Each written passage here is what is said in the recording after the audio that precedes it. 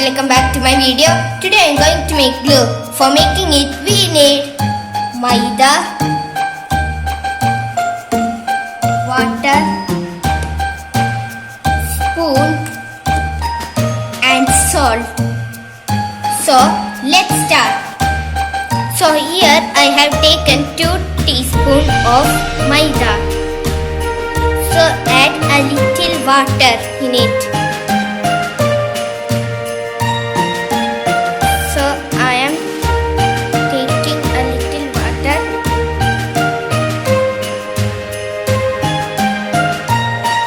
Now mix it. Now mix it well. So I think we need more water. So I am adding a bit more water.